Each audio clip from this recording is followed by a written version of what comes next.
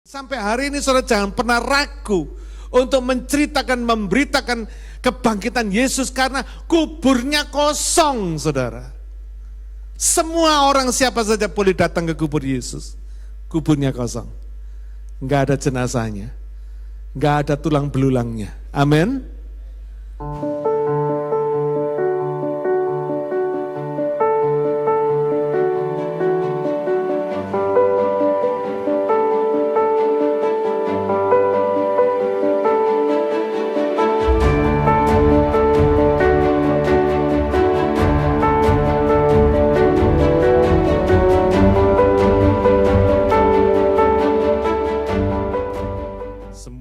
Jemaat yang kekasih, jemaat global kita di seluruh dunia dan juga para YouTube subscribers yang setia mengikuti live streaming kita, saya mau mengucapkan selamat Paskah.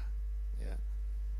Hari ini saya akan melanjutkan seri khotbah pada Good Friday yang lalu yang berjudul Everything Was Done.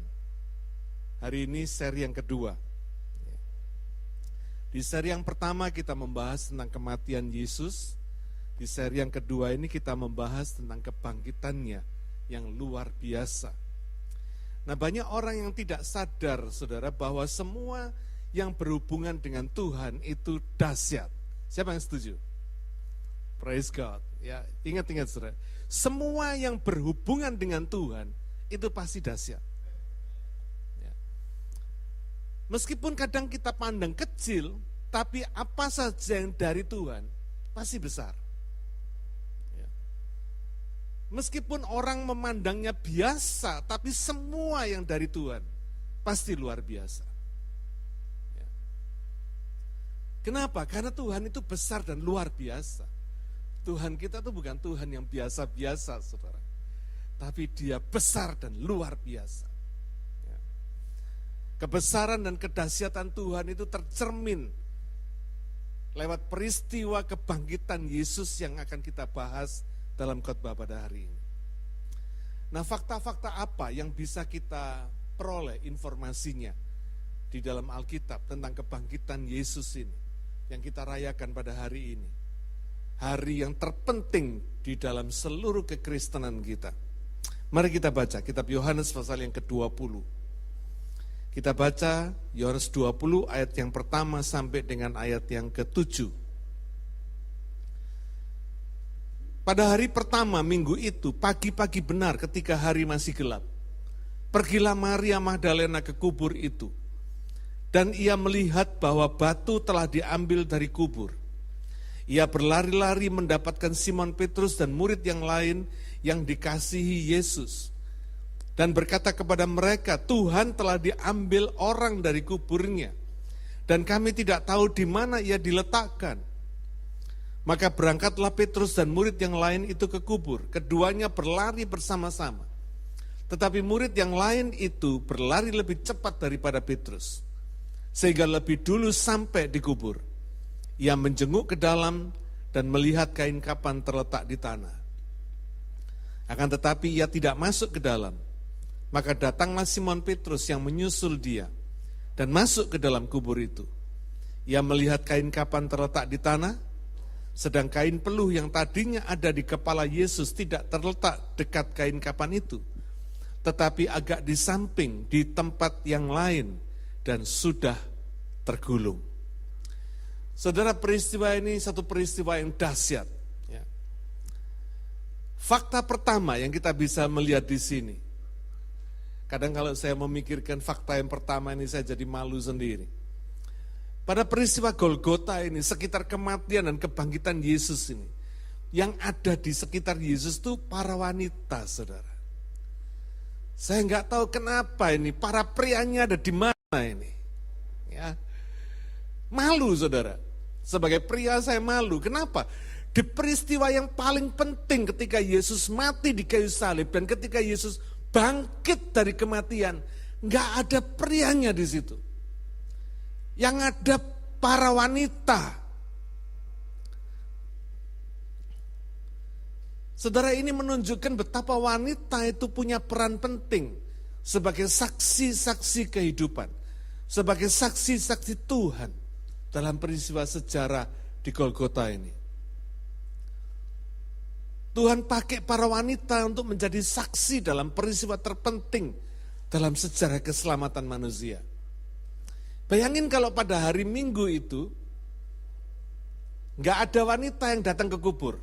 Pernah nggak saudara mikir? Kalau nggak ada wanita yang datang ke kubur, kira-kira apa yang terjadi saudara?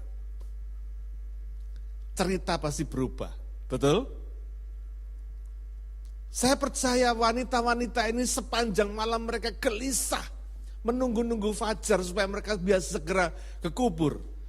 Untuk merempah-rempahi, untuk meminyaki tubuh Yesus yang belum sempat dirempah-rempahi, belum sempat diurapi pada waktu dikuburkan pada hari Jumatnya. Saya salut sama para wanita ini. Amin. Karena itu kalau saudara wanita hari ini jangan pernah merasa diri saudara lemah. Jangan merasa saudara tidak berguna. Banyak wanita merasa tidak berdaya karena fisiknya lebih lemah daripada pria. Oh, belum tentu saudara. Fisik boleh lebih lemah, tapi hati belum tentu lebih kuat. Amin. Oh iya loh saudara, sudah banyak cerita, sudah banyak terbukti ya, dalam sejarah, dalam semua yang dicatat di Alkitab. Esther tampil ketika Israel akan dibinasakan oleh Sanbalat. Bayangin, bukan pria yang tampil, Esther yang tampil. Dahsyat enggak saudara? Ketika Israel mengalami krisis, Rut tampil, yang akhirnya dia menikah dengan Boas. Dan pada akhirnya melahirkan Yesus. Wanita saudara. Maria dipilih Tuhan untuk menjadi ibu Yesus, ibu jasmaninya Yesus. Saudara, kenapa? Karena orang yang dipakai oleh Tuhan itu adalah orang yang beroleh kasih karunia, yang beroleh anugerah. Jadi tidak boleh sombong. Rupanya para ibu-ibu ini luar biasa, saudara. Ya. Rupanya para ibu ini punya kedudukan istimewa di hadapan Tuhan. Ya. Bayangin, saudara. Peristiwa terpenting ketika Yesus lahir, Maria hadir di situ.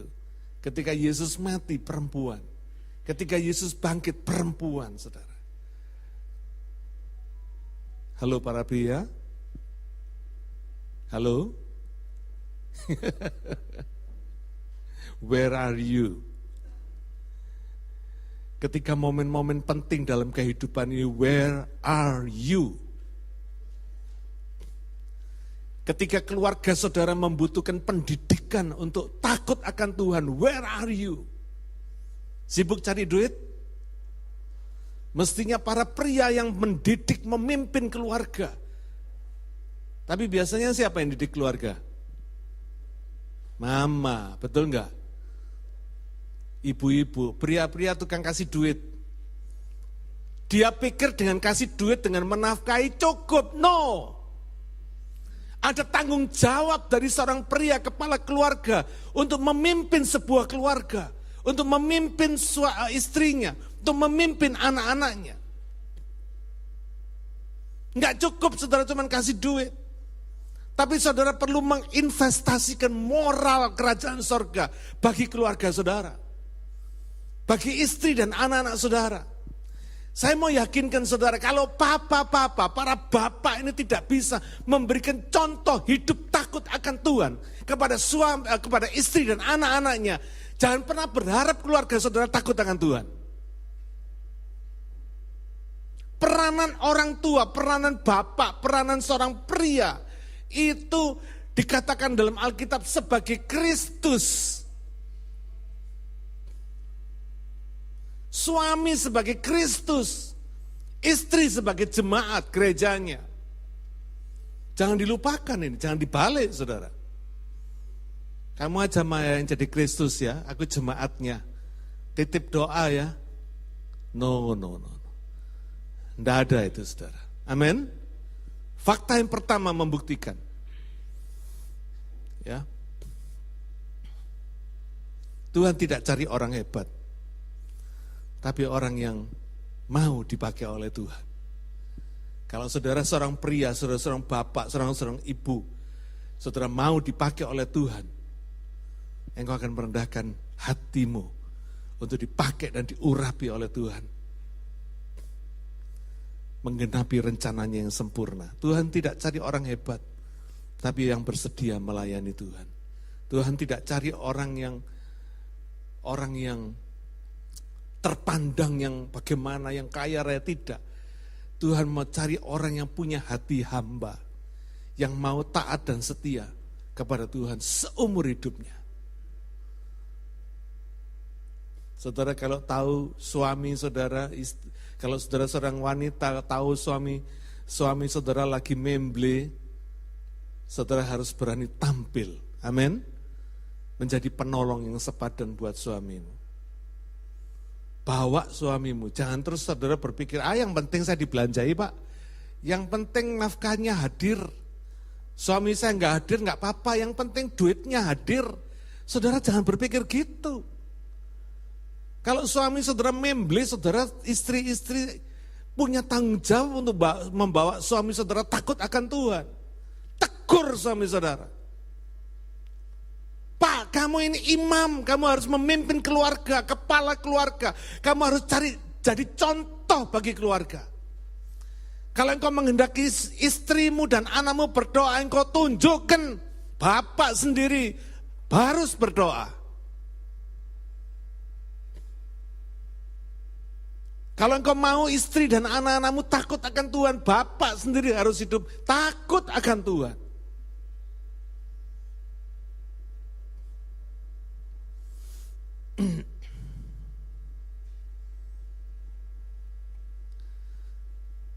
Fakta yang pertama, wanita. Fakta yang kedua, saudara lihat di sini. Wanita-wanita itu Maria Magdalena, Maria dari Magdala, Maria ibu Yakobus, Salome, Yohana datang ke kubur dan melihat batu kubur sudah terguling. Lalu mereka berlari-lari mendapatkan Petrus dan murid-murid yang lain dengan mengatakan, Tuhan telah diambil orang dari kuburnya. Dan kami tidak tahu di mana mereka meletakkannya. Saudara tahu ini adalah satu persepsi. Begitu mereka lihat batu kubur terguling, kubur terbuka, langsung mereka punya persepsi mayat Yesus diambil orang, betul? Kenapa bisa punya pikiran gini?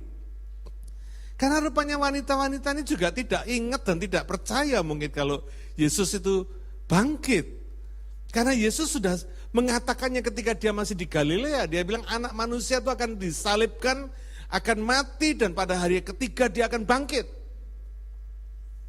Wanita-wanita ini meskipun setia dan mengasihi Yesus, tapi rupanya dia tidak ingat apa yang dikatakan Yesus. Saudara, wanita bijak bukan hanya wanita yang bisa mengatur rumah tangga, tetapi adalah wanita yang takut akan Tuhan, wanita yang mengingat firman Tuhan, mengingat apa yang dikatakan oleh Tuhan. Amin. Karena ini yang akan menjadi dasar, akan menjadi kemudi, akan menjadi arah bagaimana keluarga saudara dibawa untuk menghadap kepada Tuhan, untuk menyembah kepada Tuhan, untuk melayani Tuhan, untuk hidup takut akan Tuhan. Nah kalau saudara bapaknya memble, mamanya nggak ingat firman Tuhan, mau jadi apa anak-anak ini kira-kira? Coba bayangin saudara. Anak-anak ini bukan anak saudara. Anak-anak ini adalah anaknya Tuhan yang dititipkan kepada saudara, yang dipercayakan kepada saudara.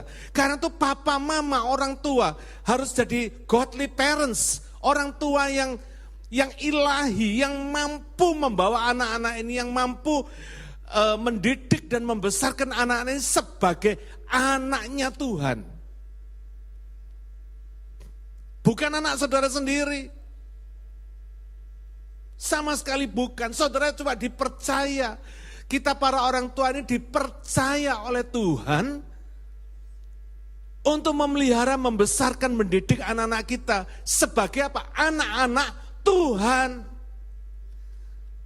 Jadi kalau sampai ada anak yang tidak mau sekolah minggu, ada anak yang tidak mau ke gereja, ada anak yang tidak mau berdoa, tidak mau dengar firman Tuhan, oh jangan salahkan anaknya.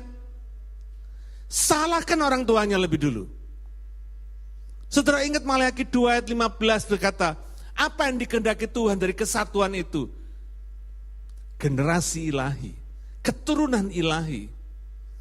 Saudara, Mary itu bukan kebetulan, saudara. Saudara dipersatukan dari 7 miliar manusia di dunia ini, saudara dipersatukan satu suami ketemu satu istri untuk melahirkan satu anak misalnya. Ini tidak kebetulan, saudara. Ada purpose-nya Tuhan, ada tujuannya Tuhan menyatukan saudara, yaitu melahirkan keturunan ilahi.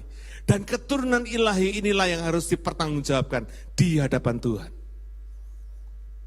Halo para orang tua, jangan membeli, oke? Bangun, wake up. Haleluya.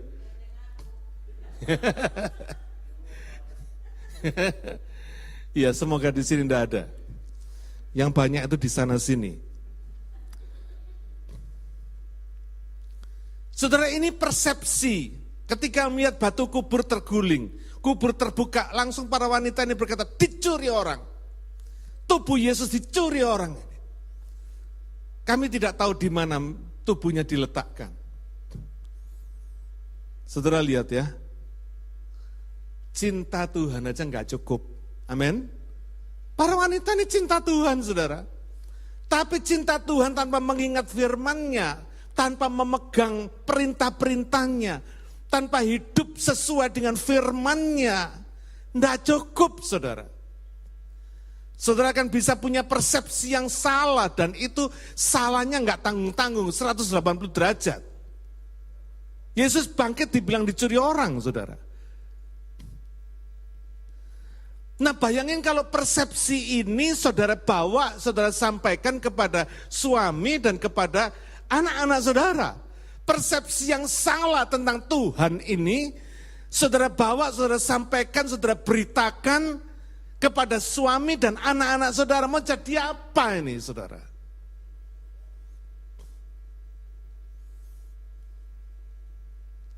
Pada hari ini kita mesti banyak prihatin.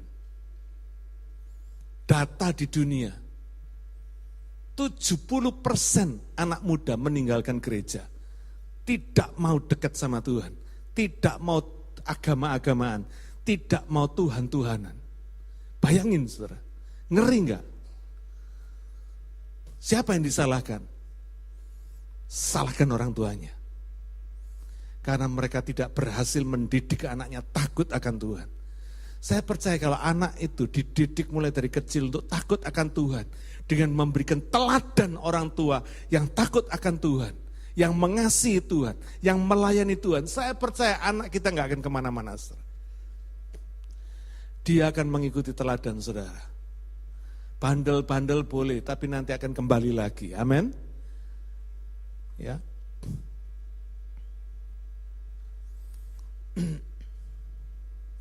Persepsi ini bahaya, saudara. Kita nggak bisa hidup dengan persepsi kita.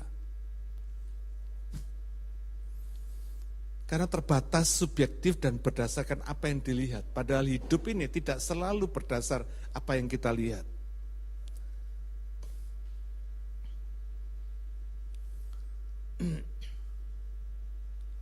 Mestinya hidup ini berdasarkan pada apa yang patut dipercayai. Meskipun tidak bisa dilihat, meskipun tidak bisa dimengerti. Amin. Dalam hidup ini apa yang patut saudara percayai kalau bukan firman Tuhan? Itu sebabnya Paulus berkata kepada jemaat di Korintus, 2 Korintus 5 ayat yang ke-7. Dia berkata, sebab hidup kami ini adalah hidup karena percaya, bukan karena melihat. Saudara, meskipun para pria penuh dengan rasionalisasi di dalam pikirannya, tapi enggak cukup itu untuk mengarahkan keluarga. Ada banyak hal yang bisa kita lihat, tapi kita enggak bisa mengerti. Tapi firman Tuhan meskipun kita nggak mengerti, perlu kita percayai. Amin. Itu yang akan membawa hidup keluarga kita selamat, saudara. Takut akan Tuhan, berada di dalam jalannya Tuhan. Nggak pernah salah. Firman itulah yang harus kita percaya, yang patut dan layak dipercayai. Seharusnya dipercaya, meskipun tidak bisa dimengerti, meskipun kadang tidak bisa dilihat. Kalau apa yang dikatakan Tuhan itu tidak bisa dimengerti dan tidak bisa dilihat, tidak bisa dipahami, itu wajar. Karena Tuhan itu begitu besar, luar biasa, otak kita begitu kecil, betul enggak? Jadi kalau kita nggak ngerti, jangan pernah kecil hati. Nggak apa-apa, Tuhan itu memang kadang-kadang tidak bisa dimengerti, karena memang kita ini terbatas, Tuhan tidak terbatas. Kita ini kecil, Tuhan besar. Gak bakal kita bisa mengerti dia sepenuhnya. Tapi Tuhan itu patut, layak, dan seharusnya dipercaya. Meskipun kita gak mengerti, meskipun kita gak paham, firman-Nya mesti dibaca. Itu manual kehidupan yang memberikan arah, sehingga hidup saudara betul-betul ada di dalam jalannya Tuhan. Gak menyimpang ke kiri dan ke kanan.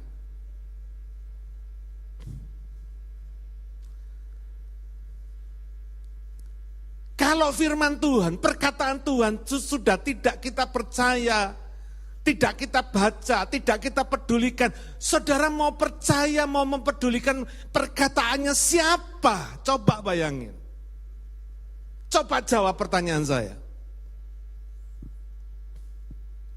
Kalau firmannya Tuhan saudara malas baca, saudara mau suka baca apa?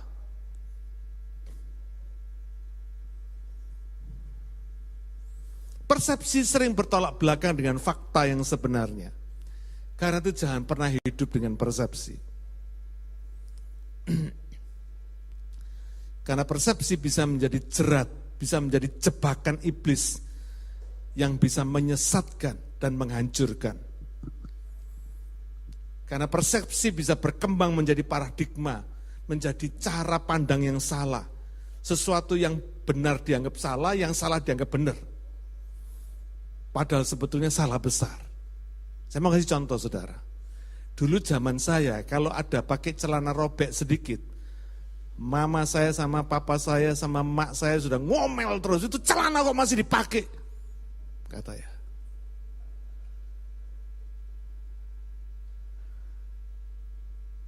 Dulu kalau pakai celana harus disetrika yang rapi, lurus dari atas sampai ke bawah. Tidak boleh ada lekuan sedikit pun. Ingat ya, dulu kalau nyuci masih dikasih kanji, ingat, supaya lurus. Tahu kanji ya? Iya, saya masih ingat itu. Waduh, kalau sudah dikasih kanji, saya kalau nyetrika, aduh susahnya setengah mati. Saudara.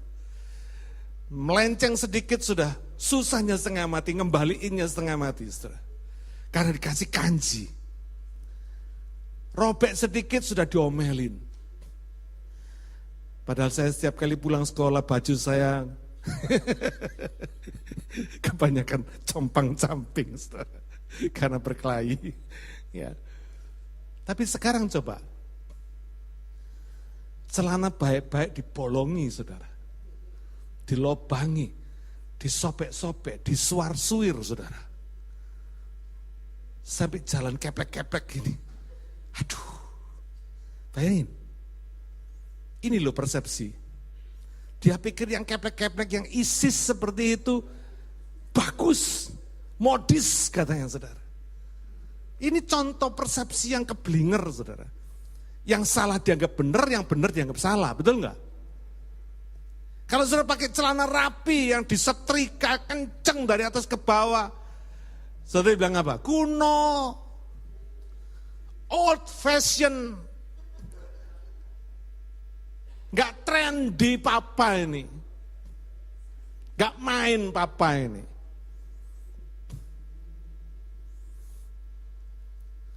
Mama kalau pakai pakaian rapi, aduh kuno mah, kuno.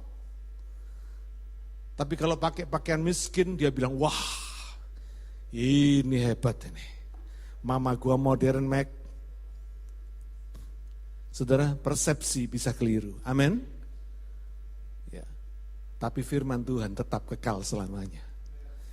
Dia kasih rule, kenceng lurus, tidak belok kiri kanan. Dan benar. Sampai selama-lamanya benar. Seorang dokter dan astronom namanya Galileo Galilei. Siapa yang tahu?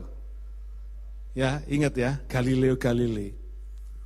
Dia ini pendukung teori Kopernikus yang mengatakan bumi ini bulat. Teorinya dia heliocentrum ini berkata tentang bumi ini bukan pusat tata surya. Bukan bumi yang, bukan matahari yang mengelilingi bumi. Meskipun kita lihatnya matahari terbit di timur, turunnya di barat. Bukan matahari yang mengelilingi bumi, tapi bumi yang mengelilingi matahari. Di zaman itu, gereja Katolik begitu luar biasa kekuasaannya. Galileo Galilei dianggap sesat, saudara. Karena persepsi mereka pada ilmu pengetahuan yang jadul itu, saudara. Yang tidak mau berubah dan tidak mau diupdate. Waktu itu belum ada astronot yang keluar dari bumi ke bulan. Jadi tidak bisa lihat bumi ini bulat atau bunder atau ceper atau persegi empat, tidak tahu, saudara. Tapi Galileo Galilei ini mendukung teori Kopernikus yang mengatakan bumi ini bulat dan matahari merupakan pusat dari tata surya. Akibatnya apa? Badan hukum gereja Katolik memutuskan Galileo Galilei untuk dihukum seumur hidup, dipenjara seumur hidup, mati di penjara. Bayangin saudara, seorang astronom, seorang dokter, seorang ilmuwan yang benar, habis Galileo Galilei mati, baru pengetahuan sekian lama kemudian baru membuktikan bahwa memang benar bumi itu bulat. Memang benar bumi itu mengelilingi matahari. Apa yang bisa dilakukan? Galileo Galilei itu sudah mati, saudara. Dihukum di penjara. Ini bahayanya persepsi.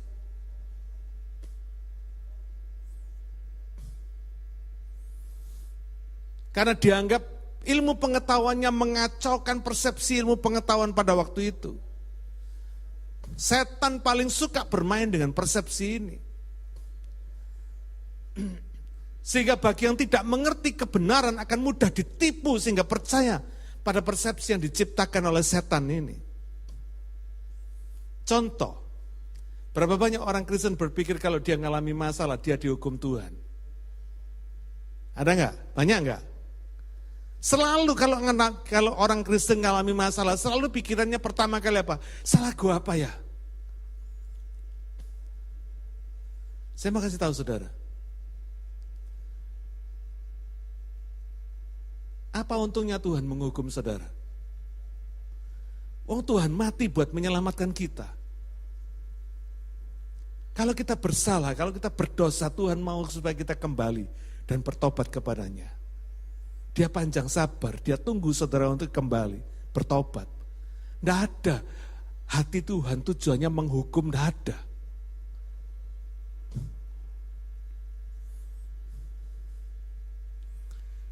Ketika persepsi ini masuk dalam pikiran kita, saya dihukum Tuhan. Kita nggak berani dekat sama Tuhan. Tuhan jadi sosok yang mengerikan. Karena apa? Penuh hukuman. Menyakitkan. Ini tipu daya setan, memberikan kepada kita persepsi yang salah. Padahal apa yang dikatakan Tuhan dalam Ibrani 8 ayat 12. Aku akan menaruh belas kasihan terhadap kesalahan mereka dan tidak lagi mengingat dosa-dosa mereka. Ini Tuhan, saudara. Yesaya 53 ayat yang keempat dan 5 berkata demikian. Tetapi sesungguhnya penyakit kita lah yang ditanggungnya dan kesengsaraan kita yang dipikulnya. Saudara perhatikan ini. Padahal kita mengira dia kena tulah, dipukul dan ditindas salah. Coba bayangin. Yesus aja disalah mengertikan, disalah pahami. Dia menderita di Golgota karena dianggap dia kena tulah, kena hukuman, kena ganjaran, kena pukulan, kena tindasan Allah. Yesus ini saudara. Apalagi kita. Begitu mudahnya persepsi ini mengacau keyakinan iman kita akan firman Tuhan. Karena itu jangan pernah hidup dengan persepsi, tapi pegang firman-Nya yang tidak akan pernah salah. Firman Tuhan yang selalu benar, tidak pernah salah dan tidak pernah gagal. Yesus mati buat kita dikira kena tulah, dipukul dan ditindas Allah. Bayangin saudara. Ini nubuat yang salah tentang nubuat Yesaya untuk menggambarkan tentang persepsi yang salah terhadap Yesus pada waktu dia mati di kayu salib. Ya. Padahal dia mati demi kesembuhan dan keselamatan kita. 180 derajat bedanya.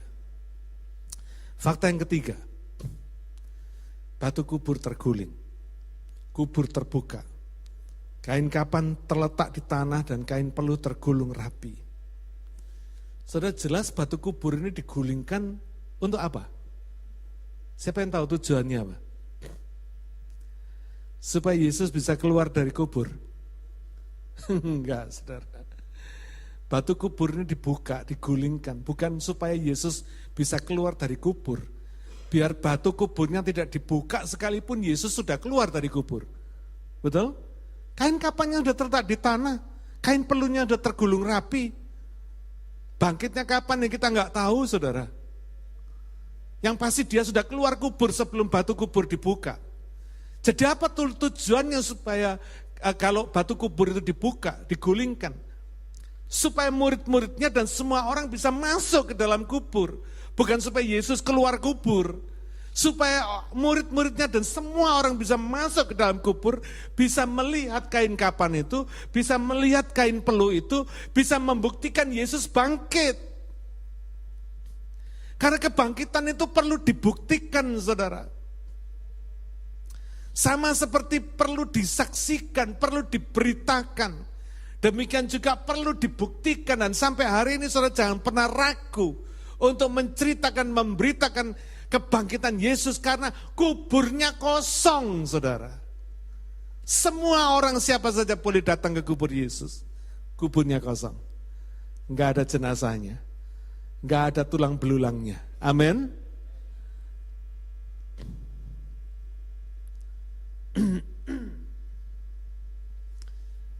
Yesus yang bangkit dalam tubuh kemuliaan, dalam tubuh kebangkitan tidak dibatasi dengan ruang dan waktu lagi seperti dia waktu masih ada dalam hidup jasmani dia. Buktinya Yesus bisa hadir di ruang di mana pintu-pintu terkunci ketika murid-muridnya berkumpul. 2 kali dia hadir di sana. Yohanes 20 ayat yang ke-19 dan ayat yang ke-26. Mengapa kebangkitan Yesus ini perlu dibuktikan, perlu dilihat semua orang. Perlu ditunjukkan kepada dunia bahwa Yesus ini bangkit. Karena memang banyak orang yang tidak percaya dan tidak mengerti kitab suci. Manusia punya dasar lihat baru percaya. Seeing is believing. Nah, Tuhan mau mengubah pikiran kita. Supaya meskipun kita tidak melihat, tapi kita percaya. Makanya Paulus berkata dalam 2 Korintus 5 ayat yang ke-7 tadi, hidup ini karena percaya, bukan karena melihat. Kalau saudara hanya melihat dan percaya, saudara akan kecewa. Karena tidak semua yang saudara lihat itu bisa dipercaya. Demikian juga apa yang tidak bisa dimengerti, belum tentu tidak bisa dipercaya. Amin. Yang pasti firman Tuhan bisa dipercaya. Yohanes 20 ayat 8 membuktikan, maka masuklah juga murid yang lain, yang lebih dahulu sampai di kubur itu. Ia melihatnya dan percaya. Sudah lihat ya, lihat dan percaya. Ini manusia. Sebab selama itu mereka belum mengerti isi kitab suci yang mengatakan bahwa ia harus bangkit dari antara orang mati. Ini dikatakan Yesus sendiri, mereka enggak paham, saudara. Apalagi kita. Karena itu betapa pentingnya saudara dan saya ini belajar Alkitab, belajar baik-baik, Bukan cuma sekedar tahu Alkitab, tapi ngerti Alkitab, belajar baik-baik. Supaya ketika saudara memberitakan, saudara bersaksi, saudara bisa menceritakan dengan jelas, dengan mengerti, dengan dipahami oleh orang lain. Kubur ini dibuka, batunya digulingkan. Ini menunjukkan bahwa kebangkitan Yesus itu bukan dongeng, bukan misteri yang tidak bisa dimengerti, tapi bisa dibuktikan, bisa disaksikan oleh semua mata dengan telanjang. Kubur tidak lagi menjadi tempat mengerikan dan menakutkan bagi orang percaya. Amin. Sebab Yesus sudah membuktikan kebangkitannya. Maka kita tahu, saudara dan saya yang percaya kepada Tuhan, tahu dengan pasti, kelak kita pun juga akan bangkit, meskipun kita sudah mati. Amin. Kematian kubur tidak lagi menjadi menakutkan bagi orang percaya. Tapi bagi orang yang tidak percaya, kematian itu, kubur itu menjadi tempat yang paling mengerikan, paling menakutkan, karena tidak ada jaminan keselamatan dan hidup kekal bagi mereka. Lukas 24 ayat yang ke-9 berkata, dan setelah mereka kembali dari kubur, mereka menceritakan semuanya itu kepada ke-11 murid dan kepada semua saudara-saudara yang lain. Perempuan-perempuan itu ialah Maria dari Magdala, Yohana dan Maria ibu Yakobus. Dan perempuan-perempuan lain juga yang bersama-sama dengan mereka memberitahukannya kepada rasul-rasul. Tetapi bagi mereka, saudara perhatikan, perkataan-perkataan itu seakan-akan omong kosong. Dan mereka tidak percaya kepada perempuan-perempuan itu. Ayat 12, sungguh pun demikian, Petrus bangun, lalu cepat-cepat pergi ke kubur itu. Ketika ia menjenguk ke dalam, ia melihat hanya kain kapan saja. Lalu ia pergi dan ia bertanya dalam hatinya, apa yang kiranya telah terjadi. Saudara perhatikan di sini. Murid-murid ini bergaul dengan Yesus 3,5 tahun. Tiap hari kumpul sama Yesus. Tapi tidak menjamin percaya Yesus. Ya, saudara. Jadi jangan berpikir kalau sudah kumpul pendeta sudah jadi rohani, tidak. Bisa-bisa saudara jadi kumpul pendeta jadi pendekar. Enggak, saudara. Enggak menjamin. Hidup rohani kita akan jadi baik dan sehat kalau kita kumpul sama Yesus. Hidup bergaul sama Tuhan tiap hari, amin. Bukan sama pendeta.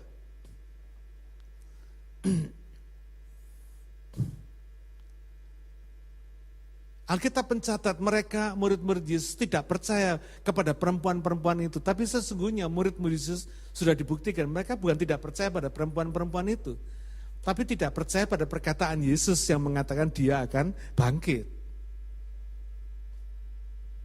Ya. Saudara, kalau orang tidak percaya, biarpun saudara mengatakan kebenaran, saudara nggak akan dipercaya. Jadi percuma saudara mau menuntut kepercayaan mereka kepada saudara, tidak ada. Tidak ada gunanya. Kalau mereka nggak percaya, apapun yang saudara katakan biar itu benar, mereka anggap salah kok.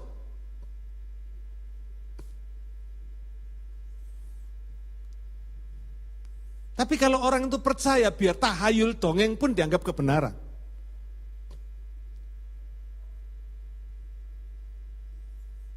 Contoh. Saya bukan berkata kelahiran saudara dongeng dan tahayul, bukan. Tapi saudara pernah enggak? Pernah tahu enggak saudara waktu lahir, lihat saudara lahir dari rahimnya siapa? Nggak ada yang tahu kan? Waktu saudara lahir mata saudara masih tertutup kok, enggak pernah lihat kok. Kenapa hari ini saudara kok yakin saudara anaknya mama saudara? Bisa juga loh jadi anaknya tetangga. Tapi kenapa saudara hari ini bisa yakin saudara anaknya mama? Kenapa? Karena saudara percaya sama ibu saudara, betul? percaya sama mama saudara mengatakan, kamu anakku. Gak pernah ada timbul dalam pikiran saudara untuk berpikir, apa iya toh? Kok mamaku nggak mirip sama saya? Kok saya nggak mirip sama mama saya? Siapa yang pernah tanya sama mamanya, "Mah, saya ini anaknya mama atau anaknya tetangga?" Ada yang pernah tanya? Nggak ada ya? Itu buktinya saudara percaya. Kalau saudara percaya, saudara bisa menerima apa yang dikatakan.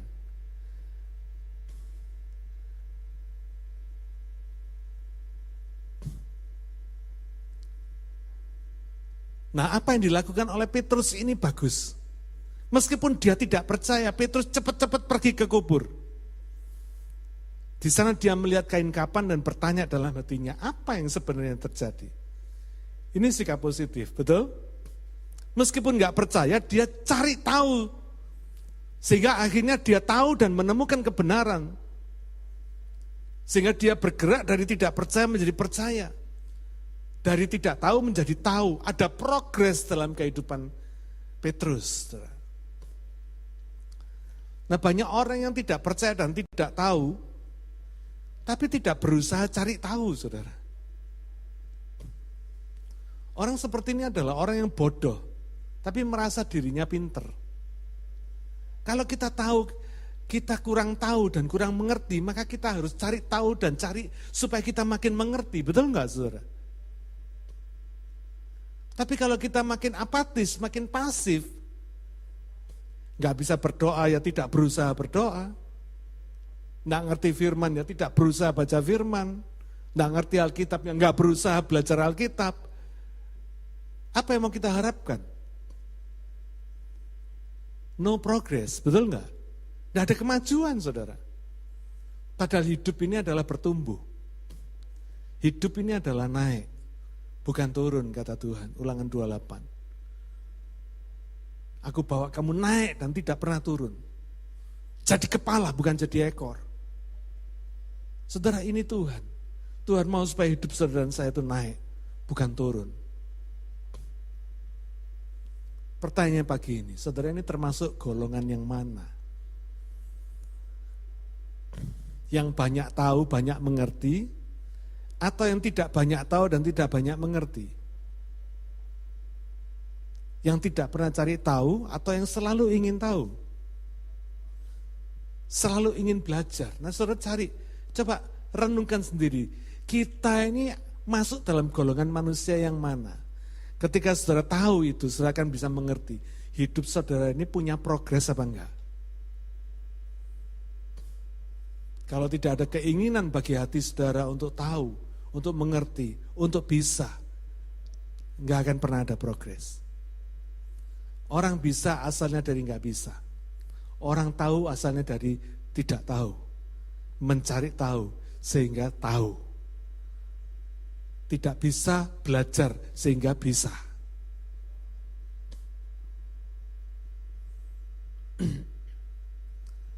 Matius 28 ayat yang kedua sampai 5. Maka terjadilah gempa bumi yang hebat, sebab seorang malaikat Tuhan turun dari langit dan datang ke batu itu dan menggulingkannya lalu duduk di atasnya. Wajahnya bagaikan kilat dan pakaiannya putih bagaikan salju. Dan penjaga-penjaga itu gentar ketakutan dan menjadi seperti orang-orang mati. Akan tetapi malaikat itu berkata kepada perempuan-perempuan itu, janganlah kamu takut, sebab aku tahu kamu mencari Yesus yang disalibkan itu. Fakta yang keempat, seperti kelahiran Yesus, kebangkitannya adalah peristiwa yang berhubungan dengan kekekalan. Ya, segala sesuatu yang berhubungan dengan kekekalan selalu ada intervensi sorga. Selalu ada campur tangan sorga. Ketika Yesus lahir, malaikat di sorga turun memberitakan berita kesukaan kepada para gembala. Amin. Ketika Yesus bangkit, malaikat pun turun. Semua yang berhubungan dengan kekekalan, ada intervensi sorga. Ada campur tangan sorga. Sebab sesuatu yang berhubungan dengan kekekalan yang tidak hanya disaksikan oleh murid-muridnya, oleh perempuan-perempuan yang mengasihinya, oleh orang-orang di dunia ini, tapi disaksikan oleh malaikat di sorga. Karena ini ada urusannya dengan kekekalan. Nangkep gak saudara? Semua yang berurusan dengan kekekalan, pasti ada intervensi sorga. Kalau saudara punya hidup kekal pada hari ini, percayalah ada intervensi sorga dalam kehidupan saudara.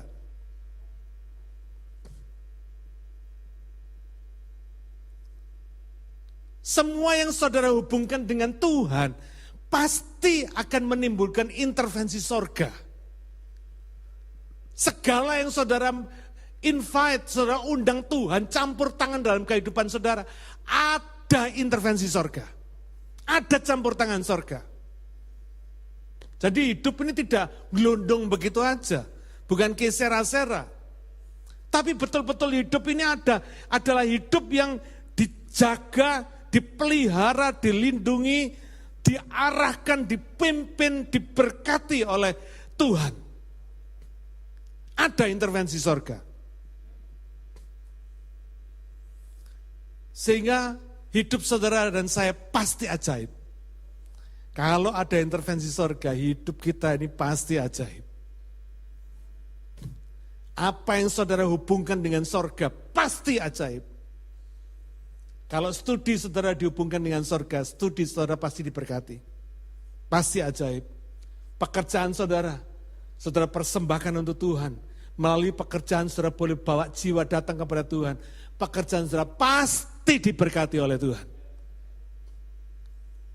Kalau saudara melayani Tuhan dengan hati saudara yang menyembah Tuhan dan mengasihi Tuhan, bukan karena terpaksa, bukan karena tidak ada orang, saya percaya pelayanan saudara pasti diberkati oleh Tuhan.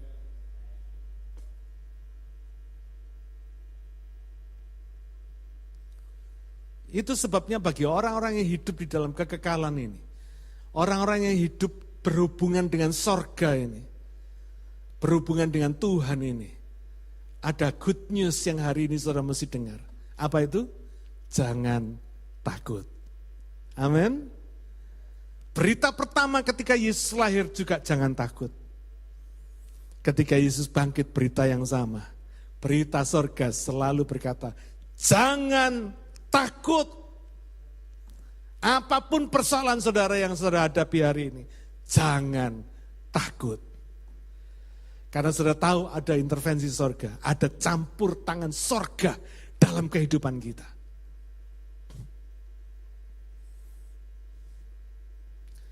Pastikan hidup saudara adalah hidup yang kekal. Siapa yang yakin punya hidup kekal hari ini? Cuma beberapa orang. Halo, saudara ini rendah hati ya? Saya ulangi lagi, mungkin saudara belum mengerti pertanyaan saya. Siapa yang yakin punya hidup kekal hari ini? Haleluya, puji Tuhan. Puji Tuhan. Ya, puji Tuhan. Satu hari saya pengen makan babi panggang. Saudara jangan bosan ya dengar kesaksian saya, urusan makan terus ya. Tapi memang ini hal-hal yang sederhana bagi kita. Tapi bagi saya luar biasa. Saya pengen makan babi panggang. Saya cuma cerita sama istri saya. Saya pengen babi panggang. Tapi kita karena sibuknya setengah mati. Gak sempat beli, bukan gak punya duit buat beli. Gak sempat beli. Terus orang jemaat mengundang saya untuk makan siang. Jemaat ini berkata, kita makan pasta ya. Saya bilang, oke. Tiba saatnya, bukan pasta yang keluar, babi panggang. Coba bayangin, saudara. Kenapa kok enggak ayam panggang? Ada ribuan masakan babi, betul enggak? Tapi kenapa keluar satu babi panggang? Yang memang betul saya rindukan. Saudara, ini satu bukti, salah satu bukti ada intervensi sorga dalam hal sekecil apapun dalam kehidupan kita. Amin. Saya bilang, Tuhan, Engkau ini memang luar biasa. Kalau urusan babi panggang aja Tuhan pelihara, apalagi urusan sakit penyakit saudara. Apalagi urusan masa depan saudara, urusan PR saudara, urusan rumah tangga keluarga saudara, urusan beli rumah, beli mobil dan sebagainya, kebutuhan-kebutuhan yang lebih besar daripada kebutuhan babi panggang. Tuhan pasti pelihara. Karena itu beritanya jangan takut. Ya. Jangan khawatir. Karena bagi Tuhan, kalau intervensi sorga terjadi, urusan kecil bisa jadi besar. Dosa yang saudara anggap kecil bisa jadi urusan besar, saudara. Demikian juga sebaliknya, urusan besar bisa jadi kecil. Karena sorga punya kuasa. Tidak ada yang mustahil bagi Tuhan. Hidup saudara juga penuh keajaiban. Tidak ada yang mustahil. Amin. Pesan Tuhan jelas, jangan takut. Karena kebangkitan Yesus menjamin kemenangan kita atas dosa, atas maut, dan atas semua persoalan kita. Mari kita berdoa. Bapa, terima kasih, kami mengucap syukur kepadamu. Kami tahu Engkau Tuhan ajaib. Kalau hari ini kami boleh memperingati Engkau bangkit dan hidup buat kami semua Tuhan. Kami percaya Engkau lahir buat kami, Engkau mati buat kami, Engkau bangkit pun buat kami. Karena hidup kami terjamin di dalam apa yang Kau kerjakan, apa yang sudah Engkau kerjakan. Everything was done by you, Lord. Hanya bagian kami yang masih belum selesai. Engkau sudah menyelesaikan bagian-Mu, Tuhan. Bagian kami yang belum selesai. Beri kami kekuatan, beri kami semangat, beri kami tekad. Mampukan kami supaya kami boleh taat dan setia kepadamu. Supaya roh jiwa kami terbentuk, terdidik, terbangun untuk siap hidup bersamamu di dalam kekekalan. Mulai dari sekarang, Tuhan kami percaya Engkau Tuhan yang dahsyat dalam kehidupan kami. Semua yang ada di dalam tangan-Mu ajaib. Dan semua yang Kau berikan kepada kami sungguh dahsyat dan luar biasa. Kami bersyukur, berterima kasih punya Allah seperti Engkau. Terpujilah nama-Mu. Meteraikan firman-Mu dalam hati pikiran kami. Dalam nama Tuhan Yesus kami berdoa.